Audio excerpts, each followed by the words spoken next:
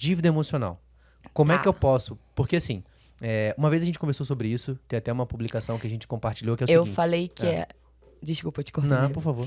Eu publiquei uma vez, a gente tava conversando em casa e do nada eu falei, cara, já parou? A gente tava falando sobre a galera que ele atende, né? Ele tem um projeto de endividados e tal. E aí a gente tava falando sobre isso. E aí eu falei, cara, você já parou pra pensar que a dívida... Porque toda vez que a gente compartilha entre os clientes dele, né? Que ele me conta sobre os clientes dele, eu só olho pra um lugar, a bendita dívida emocional. E aí eu falei pra ele, cara, você já reparou que a dívida emocional é a dívida mais cara que alguém pode ter? E aí a gente começou a conversar sobre isso, né? Do quanto uma dívida... Que a dívida emocional, se você não entende que você tem essa dívida, ela se torna uma dívida impagável. Você pode fazer uma dívida financeira de milhões de reais e em um momento você vai pagar. Agora é emocional. Porque, na verdade, quanto mais você acha que paga para a pessoa que você está devendo emocionalmente, mais você continua devendo. Você nunca vai conseguir pagar enquanto você não conseguir entender que você se relaciona por uma dívida emocional com essa pessoa. Não, e eu queria que você comentasse, porque isso foi um assunto que a gente compartilhou muito em casa e é louco, porque quando você tem uma dívida financeira, e por favor, não faça uma dívida, tá? Mas se você tiver uma dívida financeira, você vai montar uma estrutura visível aos seus olhos, que você vai identificar, eu devo X mil reais. Se eu parcelar em tantas vezes, e vai chegar um determinado momento, uma linha temporal, que eu vou conseguir pagar aquela dívida. Então existe um início, um processo e um fim, porque é visual, você está vendo. Agora, quando a gente fala de uma dívida emocional, Luana, é algo que a gente não está conseguindo identificar, muitas vezes. As pessoas não conseguem entender o que é essa dívida emocional. E como que a gente paga essa dívida emocional. Existem alguns alertas. Por exemplo, tem uma pessoa que você tem uma dívida emocional. O primeiro alerta que vai te dar é que você vai estar cansado de fazer coisas para essa pessoa. Vai achar que a culpa é dela. E não é você que tá fazendo porque você quer. Porque você tem uma dívida ali com ela.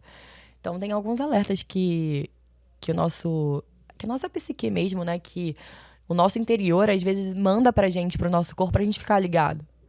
Então, que os nossos sentimentos mandam pro nosso pensamento pra gente ficar ligado, atento. Então, o primeiro ponto é identificar quais pessoas te ajudaram ou financeiramente ou emocionalmente durante a tua vida inteira que você se sente em dívida, em uma dívida eterna. Ou, às vezes a palavra dívida pode assustar, né? Mas quais pessoas que te ajudaram, seja emocionalmente, seja financeiramente, e você sente eterna gratidão por essa pessoa? Parece mó bonito, né? Eterna gratidão. E, na verdade, essa eterna gratidão pode ser por trás dela pode ter uma dívida emocional. E aí você vai, em todo momento, tentar suprir essa situação de algo que alguém te ajudou, e não tem problema você ajudar, mas entender que existe um certo limite. E aí, por que eu peguei esse ponto que para mim é muito, muito legal? Boa parte das minhas clientes já partiu alguns casos que são mães. Uhum. E aí sempre identifica uma dificuldade. É claro que alguns pontos a gente não consegue falar por não termos filhos ainda, né? Uhum. Então, quem pegou o podcast aqui agora, a digníssima é minha esposa.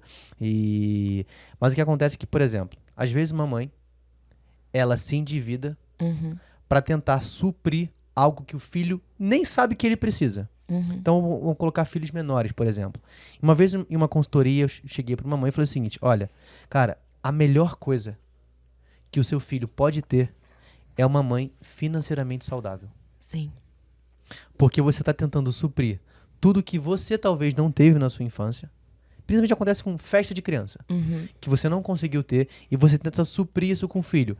Pode acontecer, e aí é uma pergunta que eu te faço, pode acontecer que isso entre uma mãe e um filho pode ser uma dívida emocional, e por ela não identificar essa dívida emocional, toda a linha de vida financeira dela, ela acaba se endividando, fazendo o que ela não pode porque ela quer agradar essa criança. E essa criança nem sabe que ela precisa daquilo. Isso pode acontecer? É uma dívida emocional? Como identificar? É uma dívida emocional, pode acontecer. Quer dizer, a gente tem que olhar mais profundamente, caso a caso, para bater martelo sobre uma dívida emocional. Mas me parece ser uma dívida emocional. Como identificar, né? Isso é muito subjetivo, porque em cada pessoa pode aparecer de alguma forma.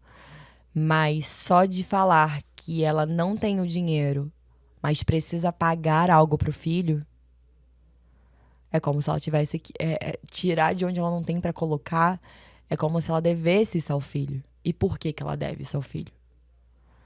É meio complicado, a gente tem que olhar o todo, né? Mas um outro ponto crucial da dívida emocional é ela te escraviza a alguém ou ao dinheiro. Ou a alguém e o dinheiro. Por que ela te escraviza a alguém? Quando você tem uma dívida emocional, você não vive a sua vida. Você vive a vida pelo outro. E quando a gente junta isso ao dinheiro, tudo que eu ganho nunca vai ser pra mim. Vai ser sempre pra suprir essa minha dívida com o outro. Eu até falei a questão da, tipo, tenho eterna gratidão por essa pessoa. Eu costumo falar para as minhas pacientes que, cara, é claro que a gente precisa ter gratidão, ser grato aos nossos pais, a pessoas que fizeram algo pela gente. A gente precisa ser grato, óbvio. Mas a gente não pode carregar o peso dessa gratidão pro resto da vida. Porque já não é gratidão, é uma dívida emocional. Porque é um peso. Porque é um peso. A gratidão é algo leve, não tem peso. A dívida, ela te coloca num peso e te escraviza. E aí, quando você pega essa situação, né? Uma coisa que eu sempre falo, cara, a gente tem duas situações que eu posso estar.